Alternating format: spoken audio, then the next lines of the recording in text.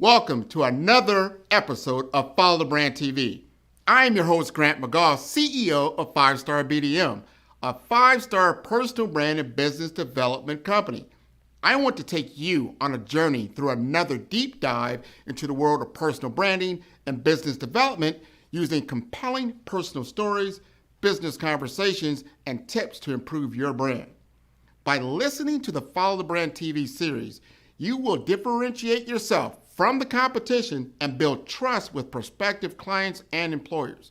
You never get a second chance to make a first impression. Make it one that will set you apart, build confidence, and reflect who you are. Building your 5-star personal brand is a great way to improve your skills and knowledge. If you have any questions for me or any of my guests, please email me at grant.mcgaugh@5starbdm.com. Now, let's begin with our next episode on the Follow the Brand TV.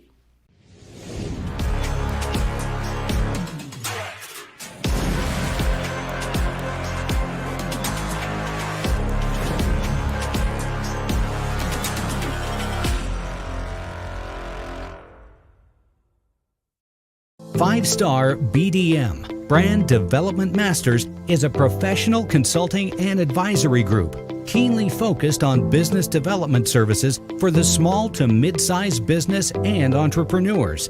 Although every business is unique, they often share business development challenges that can be addressed through smart branding. Services include process improvement and operations, digital strategy and transformation, business intelligence, digital marketing, and personal branding. Our business and personal branding company has helped a number of professionals and organizations to optimize and grow. This results in more business, more opportunities, better reach, positive outcomes. Visit www.5starbdm.com today to learn more.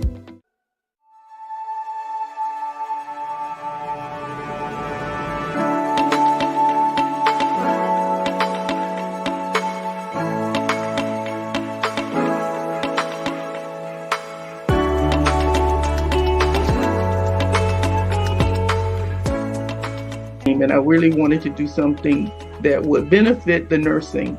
And so I decided to go down the business route. And it has been a tremendous help. And especially as I progressed to a leader, I was able to speak the language of business to administration.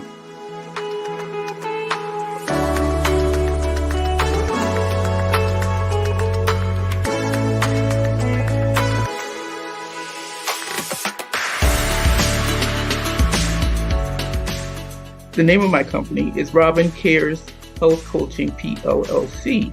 And my niche is really to help adults that have chronic illnesses such as diabetes, autoimmune disease, cardiovascular, be able to reduce their comorbidities, their complications, and we do this through changing their health style.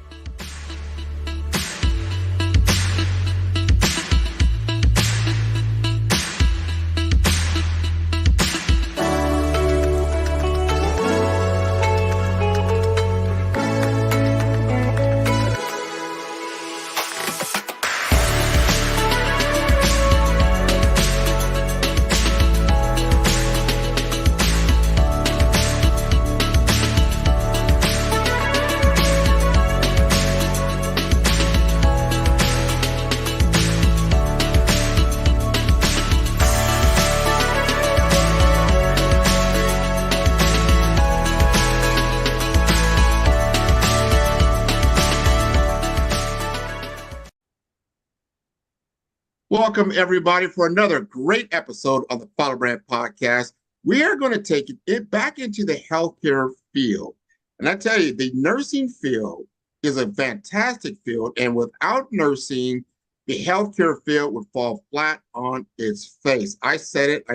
I want everyone to know this, because without great nursing, without great nurse as and great nurse leadership, we would not have the healthcare delivery that we do have in the United States. And I want to talk to someone who has been in nursing for a few years to tell her story and why it's important from a career development, business development aspect to understand your trajectory when you take this up as a career. So, Dr. Tellez, would you like to introduce yourself? Hi, I'm Dr. Tellez, and I live in Miami-Dade, Florida. I am a nurse for over 40 years, and I have actually progressed to own my own company doing health coaching. I love that. I love that. So now you 40 years of nursing, then you got into coaching. So so now you've got to where you want to go. And that's kind of the end of the goalpost, right? If you're into football, right? That's the other end of the Correct, goalpost. Let's take it correct. back to the very beginning, but how you got into the game. I mean, what prompted you to become a nurse in the first place? Well, it's interesting because my mother died at home. And so that was I was 13. And so that was a huge element in my life is to realize she had asthma really, really bad. And so she had been hospitalized. And within 2 days, actually, I was woken up by my father, who says, and how he knew is that she fell out of bed. And so that made such an impression on my life that that's when I knew I wanted to be a helper. I wanted to be a nurse and I wanted to help others. That makes sense. And that sorry that trauma, and I've heard that from others that trauma kind of got them into the profession because they saw it close up. And it takes a certain type of character to be a life giver, to give care, to nurture. Where did you get your education in the nursing field? Actually, I graduated in at Miami-Dade College. I had my associate in nursing degree, and actually, I was working at Jackson Memorial Hospital as a graduate nurse. And after I passed my boards, I stayed there for a couple of years, and then decided to go back to school. And after one semester of nursing BSN, I decided it was much of the same, and I really wanted to do something that would benefit the nursing. And so I decided to go down the business route.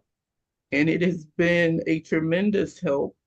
And especially as I progressed to a leader, I was able to speak the language of business to administration and speak the language of nursing to nurses. That is so important. And because a lot of people, they when they get into nursing, it's a lot of hours. You got to do some work. There's a lot within the bedside, but making that transition into administration takes a certain change in mindset. I mean, you discovered, you went to school, you got your education, but I like how you just said that you were able to speak the language of business, so they understood that the business or the administration understood what the nursing experience was like, so they could make better choices. Is that a true statement? Yeah, actually, I'll give you an example. As a charge nurse, back in the day when it wasn't electronic, whenever we took out supplies, we had to use stickers. And so what would happen is nurses would go in the supply room, they would not use the stickers. And of course, what does that do to the hospital budget? You're losing money. So I was able to explain to them that we could have another nurse to help us if they would start using those stickers so that we could benefit from the monies that would be charged back and that it would benefit us. So you had to put it in their language. Very much so. And that must have gave you like, haha, we have somebody that we can talk to. Let's bring her into a meeting, sit her down and see what's really going on. When did you like realize that you could be a nurse leader? When did the light bulb go off? Like, I think I could do well in this field. Well, interestingly enough, when I graduated from nursing school, there was an opportunity for an internship. It was a year internship at Jackson Memorial Hospital, and it included leadership. So it was expected that when I graduated from that program, that I would become a leader, and I did. I became a charge nurse. So that was great for me because it combined working with being a nurse, helping people, as well as, some of the duties of leadership are assigning nurses, assigning nurse, the helpers, and actually helping them also to get along, because sometimes it's not compatible. So all that kind of goes into that leadership role, as well as being able to work with your director and administration to represent the nurses and what their needs are. I think that's so important, that being a leader is about understanding people, understanding their goals, aspirations, what they're trying to accomplish outside of your own circle of influence, and is understanding what those things are. If you had to give advice to someone that's took your road, meaning they just got out of a leadership training course, maybe they graduated from a college, they're now on the floor, they're now gaining experience, they have book knowledge, they don't have experience. What type of advice would you give to that person? Well, most hospitals, and most of us start in hospitals. By the way, I worked in hospitals. I've done home care. I've done long-term care. Um, and I've been a wound care specialist. So one of the things that I did is to really, most hospitals have leadership courses, because when you graduate as a nurse, typically you don't get a lot of business. For instance, you don't get budgeting. You don't really get a lot of leadership information. So many of them, like even like with Hospital, they had, so South Florida, they had a lot of different opportunities for nurses to take the courses on site if they can get off the floor. Uh, and so rather than to jump into going to get a business degree, start where you are. Start at the facility that you are and see what opportunities you have to learn about leadership at that point. That's very important to understand, that you got to start where you're at and make good choices, and then commit. You have to commit. It's going to take some time. Clear where you're scheduled for the next year, 2 years, wherever it may be, but always look ahead, because that's what a lot of good executive leadership, what they do, they look 3 years out, they look 5 years out. Like, this is where I want to be in 3 years. What does it take to get there? And this is what I want to accomplish. You've been able to do that. Now, you've also got your doctorate. Is that correct? Correct. A doctorate in management and organizational leadership. Now, do you use that now in your coaching career? I do. I think even when I was in HR, many of the skills that I use, and you think, what are you going to use? What are you going to use a business degree in? One of the things that I did in HR was, my role really was the director of engagement for nurses. And my role was to really engage the nurses and be able to find out information in order to take that information to the executive nursing leadership as well as HR. So one of the things I did as a doctorate, I needed to get you have to complete a dissertation, and part of that is really research.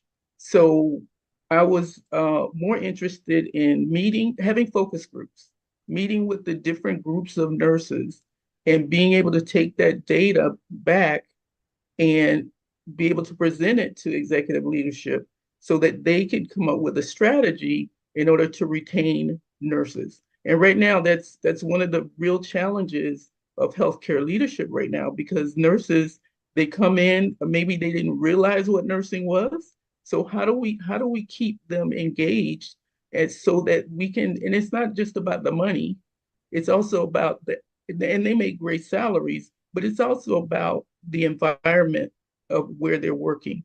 And people leave their leaders. So you need to have a program where you can actually train your leaders to be able to engage their nurses so that they can stay with them instead of hopping and leaving the organization, because it costs thousands of dollars to replace everyone that you lose.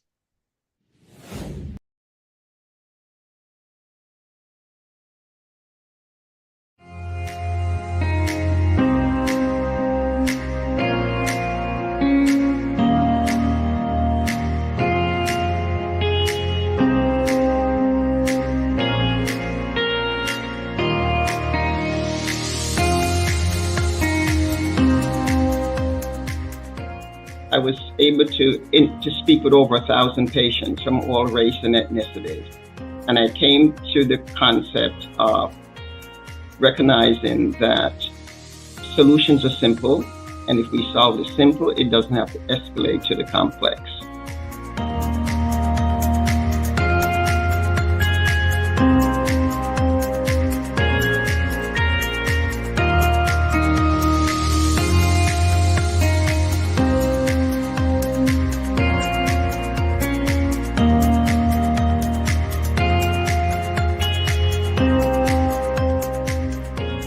After hearing the presentation of Dr. Beverly, will it change the way you engage patients? And 90+% said yes.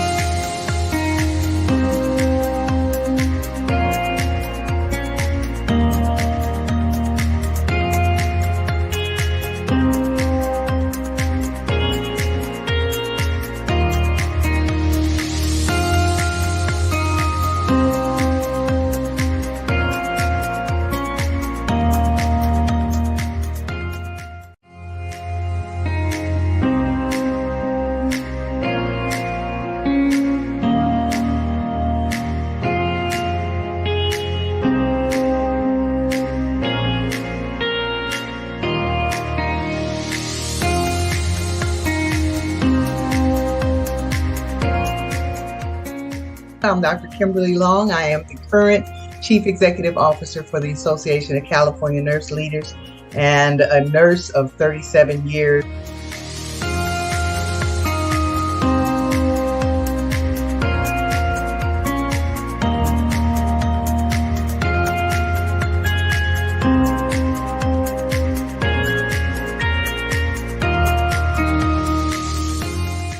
Once I got into nursing, I found that love for people could be translated to providing an optimal patient care experience with compassion, recognizing that people don't go in the hospital because they want to spend a weekend in hospital land.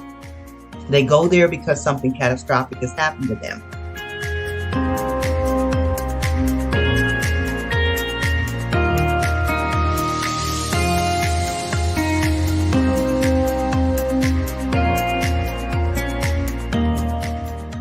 When I go into an organization, the first thing that I do, whether it's as a CNO or a CEO, is sit in the lobby before they know who I am and observe. Because I want to see what that organization is really about. How do people engage with one another? Do they talk to each other? Do they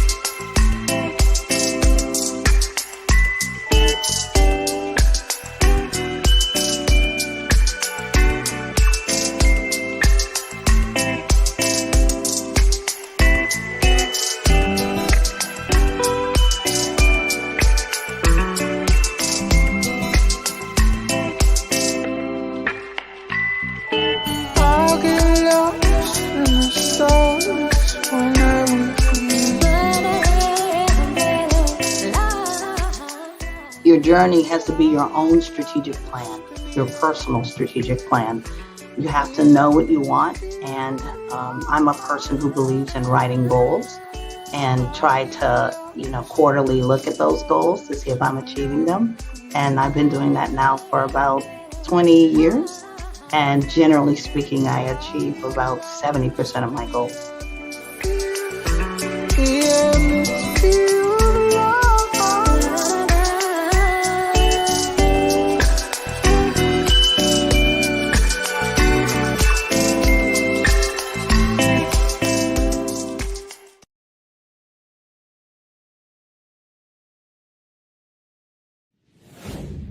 That is true. And I know that happened a lot during the COVID time period where you had options as nurse, to do travel nursing, other things that came up, and maybe because of the long hours and just got burnt out, you're like, I didn't want to be exposed to certain things. And now you find a shortage in your workforce. And if I heard you correctly, what you're doing is that you're taking a pulse of that nurse, understanding where they're at, what they need, and then making sure that leadership can provide it, and so that they stay, so that they can maintain their employment there and they can keep moving forward. Are you doing that as a consultant now for the hospital system, specifically, or for anyone that's interested in understanding nursing and leadership at a high level? No, once I left my role at Baptist, I pretty much retired. And then this is how I created my own business, because I retired and I'm sitting around and I'm like, I got too much in my head to not share it. And what I did is I wanted to go back to my roots in nursing. I wanted to be able to, actually, my niche is the name of my company is Robin Cares Health Coaching PLLC. And my niche is really to help adults that have chronic illnesses such as diabetes, autoimmune disease, cardiovascular, be able to reduce their comorbidities, their complications. And we do this through changing their health style, their health lifestyle. And if you've had a recent experience in the healthcare field, I hate to say it, but it's really like a sick system. They really focus on you when you're sick, but there's not much in between to keep you from being sick. So, I like to work with those, especially those who have parents or siblings that have chronic illnesses, and they might be in line if they have pre-diabetes, which is reversible, which diabetes is not. If they can do anything in their lifestyle change to prevent them from becoming a diabetic, that's on the table. So that's what I love to do. That's my passion. And for those who have the disease, how do we keep them from losing a foot? How do we reduce some of those medications that they need to take because they're eating correctly and they're exercising and they're doing the things they need to do? This is so important. I'm glad you brought that up. Wellness is so important. There's a big gap there, as you just mentioned, between if you're well, right now I say I'm reasonably well, right? And then with a point where you need to be hospitalized, it's a big change. And then they're there to really alleviate your critical situation. You're in acute care, right? That's what really your hospital is about, acute care. And then there's urgent care, but just day-to-day care, caring about yourself. If you could give us some tips, and I know these lifestyle is a big thing that could be a root cause of some of the things that lead you to an urgent or an acute care episode. What are some things that you can help our audience to be aware of? I think the first thing that you need to do is you need to at least have one annual, if not two, at least one annual checkup with lab work. That's where you're going to find out what's going on with you. I don't know. I just heard a statistic about colon cancer, that people younger and younger, in their 35 and older, and it's because of a lot of the fast foods and the things that we eat that we shouldn't be eating, diabetes. So if here you are, all of a sudden you're in the emergency room, you haven't been to the doctor in 5 years. Well, suppose you could have prevented that. Suppose you could have prevented any of those acute illnesses just by one visit to the doctor, one lab work. You can catch everything from kidney disease, diabetes, you name it. One of the sports people just ended up with prostate cancer. Yeah, that's right. That's a blood test. That's a blood test. I mean, you could save your life. You could save your family's life. And I know we do have a day that we take our family to the doctor day. So if you're listening to me now, I'm going to challenge you all to, if you haven't had a checkup in 6 months, if your family hasn't seen the doctor in 6 months, I urge you to go. I think that's so important. We take care of our cars. Like your car will do an indicator. Newer cars, they'll tell you like, hey, it's time for an oil change before the red light comes on, right? You're like, it's that Exactly. time. Take me in and have me checked out and get all my vitals done, and then I'm going to run smoothly for the next few months. And we don't really have that on our bodies unless you have a Fitbit or you have some kind of device or something. Or like I said, if you don't have a medical doctor that you see routinely that's going to call you like, hey, Grant, it's time for your annual checkup. So important. But we need to really take a stock in take care of ourselves. And food, you mentioned food. What are we putting in our body? Like I have a premium car, right? So I have to put in premium gas. If I don't put in that premium gas, it's not going to run right? It's going to have some major Correct. problems. So if we're putting it into our bodies, fast food, high sugar, high fats, we got to go talk to Dr. Tellez. She's going to tell you, well, this is probably going to be your outcome. Absolutely. And I think it's so important, but it's one of the major things that's hard to change. We're so used to the type of foods that we eat, but it takes a conscious effort to make those changes. And although, yes, vegetables and fruits, they cost a little bit more, but what I found is those that eat red meat and pork, those are the ones that actually have quite a few issues. That it causes, because if you think about what they do to the animals to make them big, there's hormones in there. There's all kind of things in your food that really you don't need. So having I would say plant-based diet. I'm not saying to go vegan, but think about those things in your diet. If you could put more grains, more fruits, more vegetables, drink plenty of water, stay hydrated. Those are the things that are going to keep you healthy, as well as your activity level.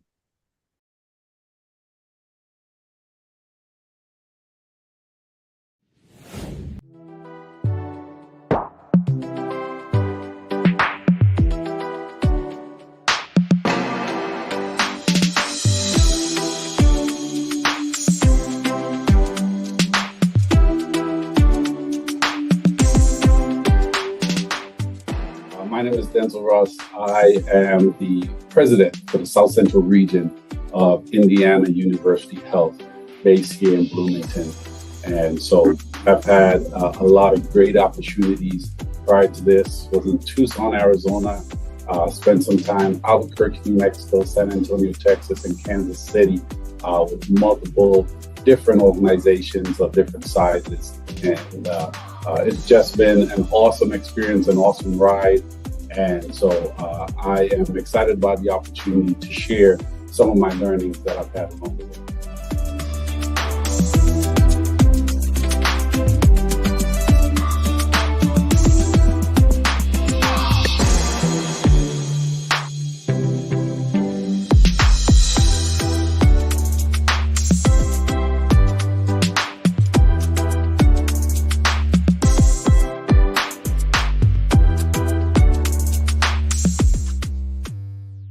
Well, I think it starts with the want, right?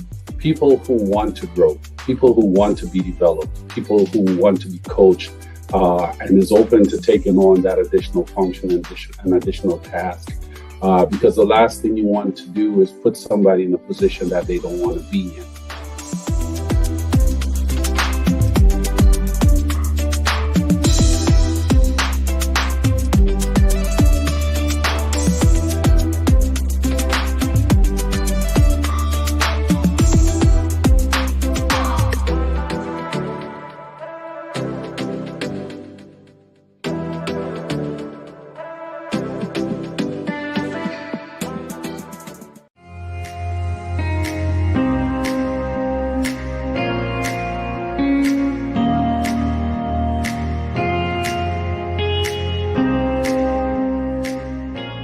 Barbara Smith. I help entrepreneurs, business owners, and leaders craft their authentic personal brand story so that they attract the clients that they want with confidence, power, and prowess.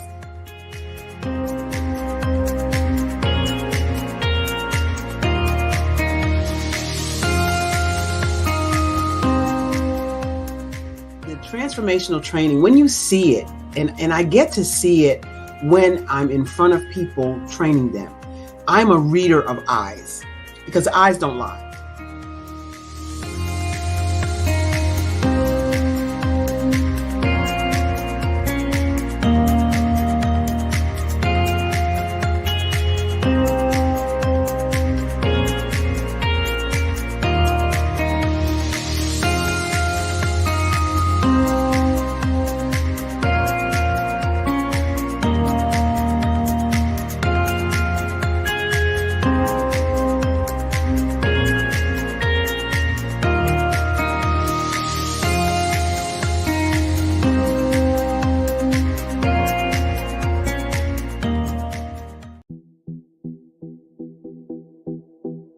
Hi, my name is Jay Reynolds. I own and operate Wolf Creek Consulting. We are a top-ranked executive staffing firm that is headquartered in South Florida.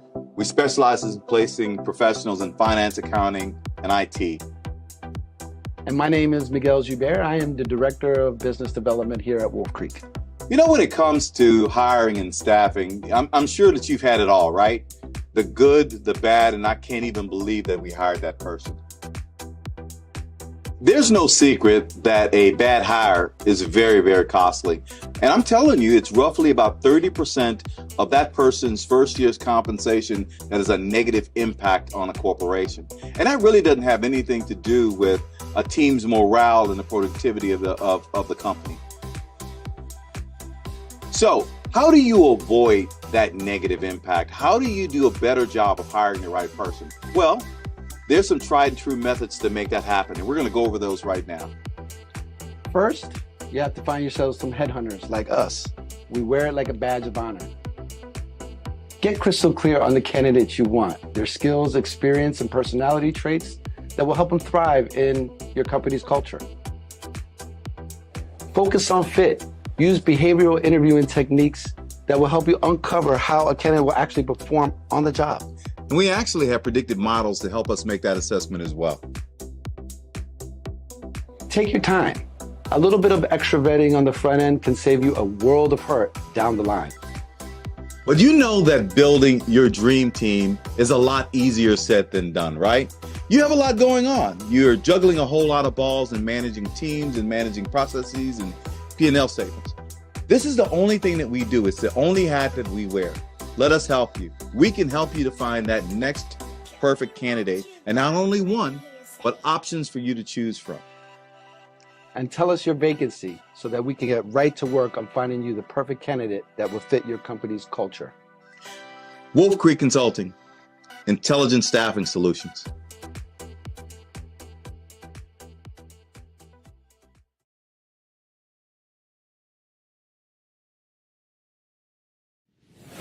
I think that's so important. I live in Florida. You live in Florida. I drink water all the time. I notice, I notice it's the humidity, it's a tropical environment, but I always have at least, anywhere from 3 to 4 to 5 bottles of water naturally every day. And I notice when I travel and I go to other parts of the country, they're not drinking a lot of water. They're drinking a lot of caffeine, they're drinking a lot of sodas and other things other than water. Like, water is like a thing for me. I have to have my water, but understanding that what water does to your body and how it survives off of it. Not even going to talk about, I think 70% or more of your body is made up of water. So it might be a good source, but when you put strain on your kidneys, on your liver, and then over time, if you're not putting in natural substances, it'll begin to wear you down. Talk to us a little bit about, because I know there's energy. Do you talk to your have consultations with people about how they possibly will feel if they start changing their lifestyle? Oh, yes. And it usually, like I said, it usually takes time. And that's one of the reasons why usually I have a program that's either 3 months or 6 months, because you're not going to change a chronic illness over 6 weeks. But over the time, we usually meet, I have education with them, explain to them what their disease process is, what are the complications. One of the things I notice when we go to the doctor, we might not necessarily get as much information because they have a limited amount of time that they're going to be with you. And a lot of it is focused on medicine and your labs and that sort of thing. And so it's really kind of medicine based. But being able to help them to understand and get the light to go off about how what they eat and their activity.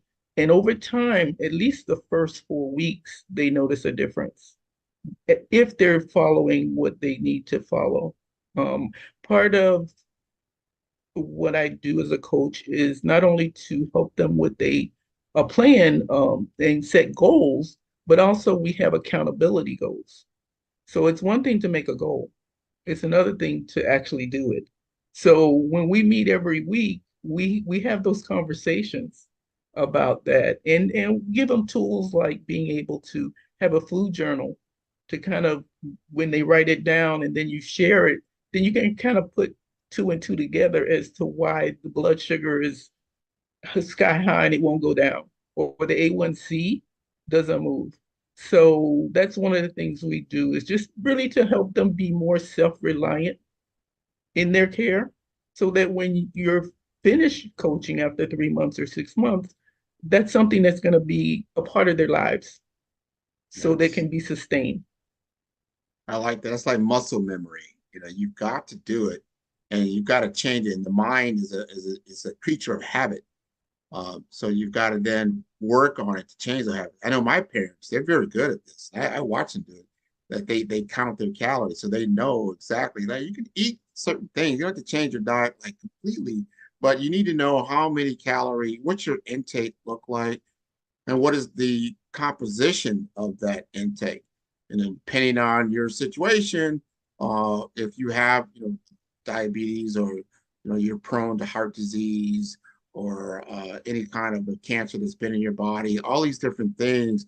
A lot of times, and you hear, I've heard story after story of people changing their diet, changing their intake, being able to bring in the right kind of nutrition that helps the body to heal itself. And these are good things. I wanted to talk about another topic, which is exercise. Exercise. And some people, you get middle age and you get elderly and you higher up and you're like, exercise? Are you kidding me? But you need to understand what a sedentary lifestyle can do to you. Can you just give us some of your wisdom around needing to exercise? Well, again, when you think about calories, and even if it's weight loss, it doesn't even have to be weight loss. But remember, what goes in is going to be countered by the activity level that you have. If you're trying to lose weight, you have to have less calories in, or you're burning more calories than you have in. Most times you can start out with just walking. Just walking. It doesn't have to be anything. You don't even have to go to the gym. Some people, they love to go out. It's great. It's social. But some people might say, I don't feel comfortable going to a gym. You don't have to. You could either have equipment at home or you can just simply walk 15 to 20 minutes after you eat and just make it a consistent habit, become a habit almost, and find a friend to walk with you. Just get a walking club, put together a little walking club. But yeah, it doesn't have to be anything strenuous. Sometimes it's just a matter of, and that's burning calories. So whether you're walking, strolling, whatever level that you decide, depends on your goal and your comfort level and your ability. Some people just don't feel comfortable or they're not able to. Yeah, no, that's true. That's true. And there's certain levels. So you got to do what you can do. Don't focus on what you can't do. Exactly. And do those things, because as my father always says, if you stop using it, you'll lose it. So think Absolutely. about that. So try to use as much of it as you can. I want to know more about your program and your business. You talked about it that it's a 3 to 6 month engagement. I think you said it's like a weekly coaching. Tell us more about your program so people can get more information and then possibly look you up and take advantage of it. Okay. I just lost my picture, but I will go through. Just to give you an example, I'm just trying to figure out what happened.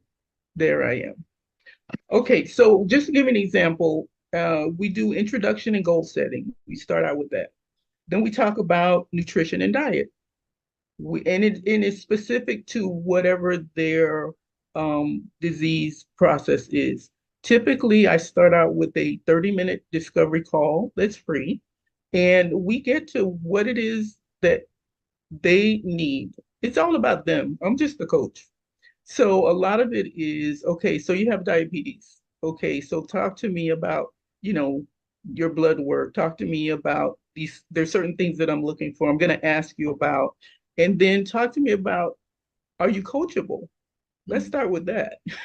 Yeah. Do you feel like this is something that you can make change? Because it is going to be about making changes. And then one of the things we also do is we also look to see if we're compatible. If they feel comfortable with me as their coach, as well as whether I feel like they will be coachable.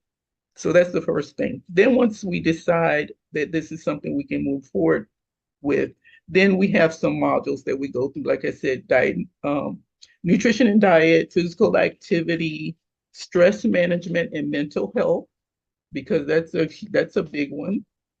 Disease management and medication adherence. That's a big one because we have a lot of polypharmacy. I have a client now that takes 9 pills in the morning and they take 3 pills at night. And once they pull those bottles out, they can be very confused. One of them I found that was he's a cardiac vascular disease, and he has a valve. He has an issue with one of his heart valves. He was taking an old medication, Plavix, as well as a new medication that were both blood thinners. So we got a problem right there. So a lot of it is going through their medication, making sure they're taking it correctly. And I usually recommend a pill box, which makes it so much easier. We sit down, we go through, we set it up for the week, and they don't have to worry. They just open for the day or night, and they're good to go. The other thing is lifestyle modification and habit formation. And then we review it toward the end, and we do some future planning. And I do provide them, again, like I said, with some tools, whether it's we're going to do some meal planning, or maybe we're going to do a journal, food journal, or whatever their needs are. And then I usually will provide them with some articles or some resources that they can use as well.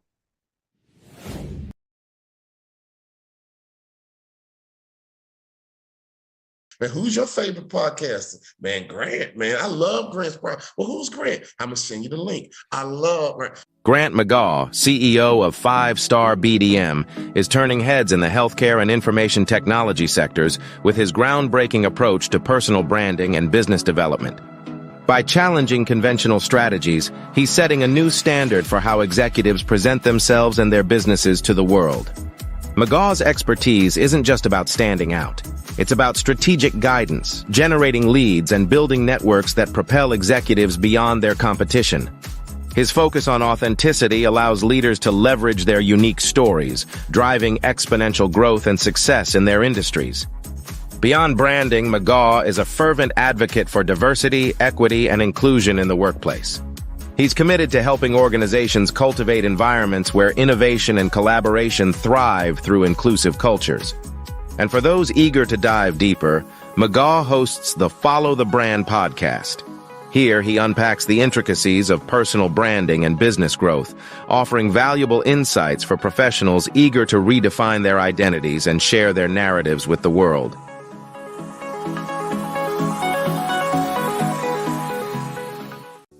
Follow the Brand TV broadcast host, Grant McGaugh, as he visits with top executives and entrepreneurs to find out their secrets of success with their personal brand. Follow the Brand TV broadcast host as he focuses on brand development to build better relationships, bring value to your business, relationships, and career. You will enjoy listening to each episode that is tailored to speak to you directly. If you're looking for this type of clarity in terms of building your brand, you have tuned into the right station. Each episode will help you to shape a conversation in the 5-Star BDM network of 20,000 professionals and become a springboard for your corporate engagement and business opportunities. Each guest will frame their story in the areas of personal branding, business development, career development, financial empowerment, and technology innovation. Grant McGaugh explains why he is the CEO and owner of his own professional career. Grant is an accomplished business leader and entrepreneur who wants to give back to individuals to grow their personal brand strategy.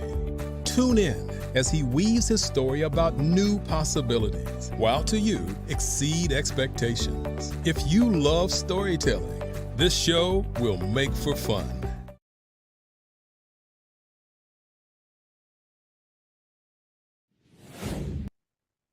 This is so important that you have a process and a proven formula if we're a good fit, because it's not going to work. You will be wasting your money, wasting your time if you're not going to take this seriously.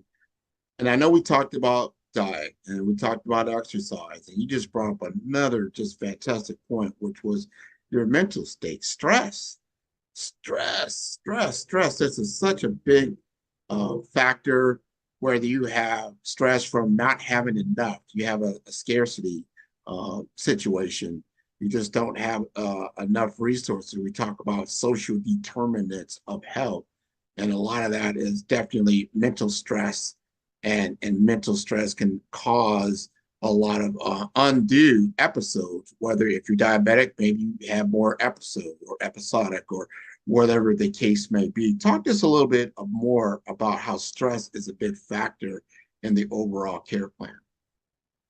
Well, usually for stress, I also do, I kind of do an inventory to find out where they are. If it's someone who's working, they might be having stress at work. They might be having stress at home.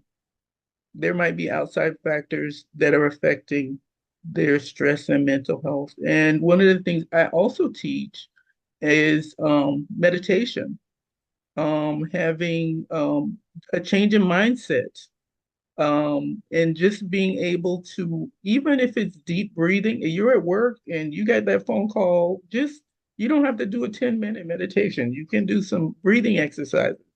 So really being able to help them recognize when these stressful events are happening, as well as how do I deal with it in a realistic manner, whether it's I have an app that walks me through guided meditation, or is it just breathing exercises, just having some way to minimize that, because it does affect your mental health. A prolonged stress will definitely put you in a mental health state. It is. And if you don't know if you have an onset of a stroke, onset of a heart attack, sometimes there's cursors that are out there, and if you're not paying attention, you're setting yourself up, and then undue stress will just trigger everything to end up in an urgent care situation, as we talked about earlier, which we don't want to be able to do that. But you can manage some of your health care at a high level. I want you to talk about, and I'm sure you have some, it's just a success story. Someone who has come to you, taken your program, got through to the other side, and they're doing better. Well, I had an individual who had diabetes. She had cancer. She had breast cancer. She had had surgery. And she really was struggling with being able to manage the side effects of the chemo. She had pretty much finished the chemo, but there were some side effects. And then managing the blood sugar. She was considering, we were trying to figure out why she kept spiking, and she was on insulin and a lot of different other medications, and she was kind of complicated. But we were able to, first of all, change her diet. And many times it's not just the client, it's also the family. When we're talking food, we're not talking cooking two separate meals.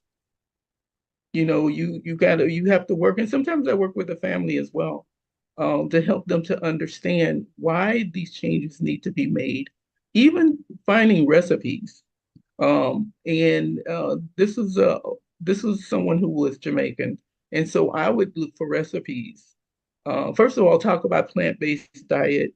There was a client that actually had her husband had gout, so mostly ate meat.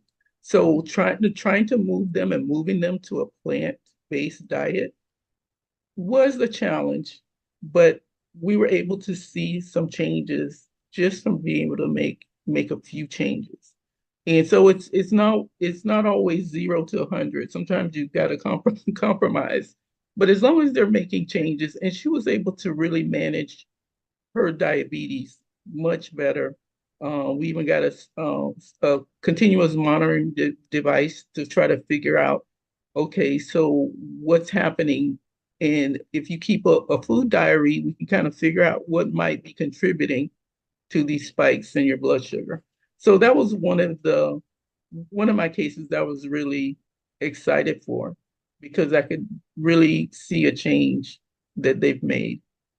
Oh, that's a life-saving change. That is huge. I really like your career, what you've done in your life to help others. Going all the way back from the beginning, you talked about the experience with your mother, coming all the way to full circle, how you're helping this individual with their care plan. I think that is wonderful. And before I leave you, just tell us again the name of your business, how to contact you. I think that's so important. And what I want to answer this one question, or maybe it's a statement, to help not only because a lot of females, they get involved with their nurse or with their care, but males like myself, we put that on the back burner. Just explain to us why that's not a good decision to make. Well, my company name is RCHC, which is representative of Robin Cares Health Coaching, PLLC. You can reach me at and actually book a free discovery call at www.robincares, ROBINCARES, the number 4, the letter U, .com. I really, and you make a good point too. I would say men typically are the breadwinners. Unless they're bodybuilders or someone who's really self-focused, they focus on others. They focus on everybody else around them. But it's okay to take care of yourself, because think about it. The healthier you are, the longer you live, and the more you can provide for that family. Or you're at a point where you get so sick that your quality of life is poor, and you have people taking care of you. So by actually making it a point of taking care of yourself, you're really taking care of others, because you're going to be able to be there for them. They can love you longer. You can do more things, be more active. And, it just makes sense to do it, but it's hard. It's hard. But I think females, they need to encourage that also. I agree. And I have to remind myself, I just did an annual checkup, and they went through everything. And actually, I had to get life insurance as well. And you never know, as you're getting life insurance, all the things that they go through to make sure that you are a good risk. Mm-hmm. So if you've got a lifestyle that has been what you would call unhealthy, you might find it difficult to get life insurance at a reasonable amount Mm-hmm. of monthly expenditure, those type of things. So you're going to really think about your lifestyle, how you're living your life, and how it's going to affect you as you go forward. This has been a wonderful, wonderful conversation. Thank you so much for being Thank a guest you. on Thank the you for Follow Up having Podcast. me. Oh, well, without question, this has been wonderful. And I encourage your audience to listen to all the episodes. These are the types of conversations I like to have to educate the population, to educate my audience, how to take care of themselves, all these different things, all these things roll up into one. So this has been wonderful. You can reach me at www.5, that's the number 5-star BDM. That's B for brand, D for development, infomasters.com. This has been wonderful, and I hope to see you, and I hope to see Miss Adrienne McCoy at some point in time. She's wonderful. She is. Thank you for being on the show. Thank you again.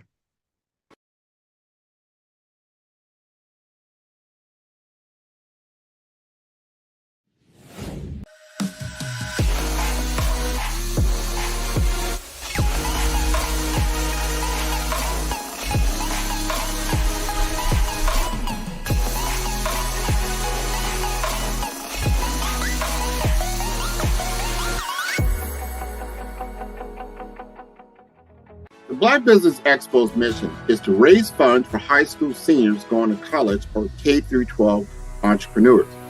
This expo is a fundraiser for students.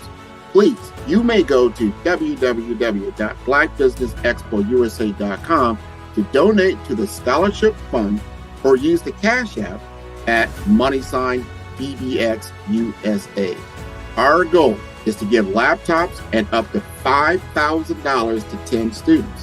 Students can register online at www.blackbusinessexpousa.com. Every dollar counts. Please donate to the Black Business Expo USA Scholarship Fund.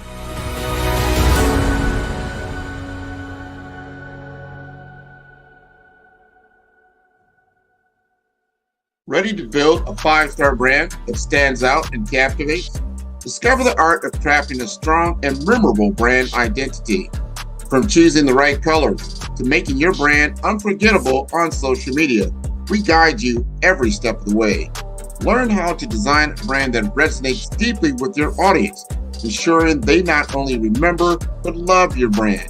Whether it's enhancing visual appeal or mastering social platforms, we have got you covered. Dive into the world of impactful branding with us and see the difference. Follow the brand for more insights and expert tips. Don't just be seen, be remembered. Join us now.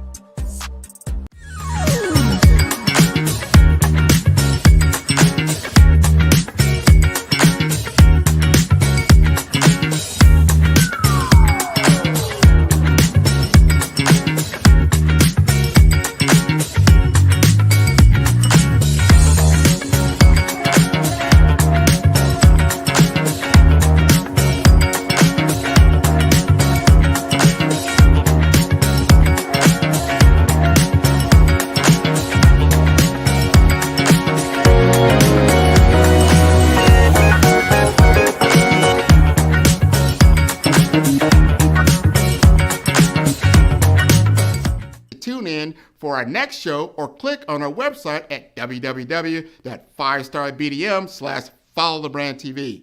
Thank you.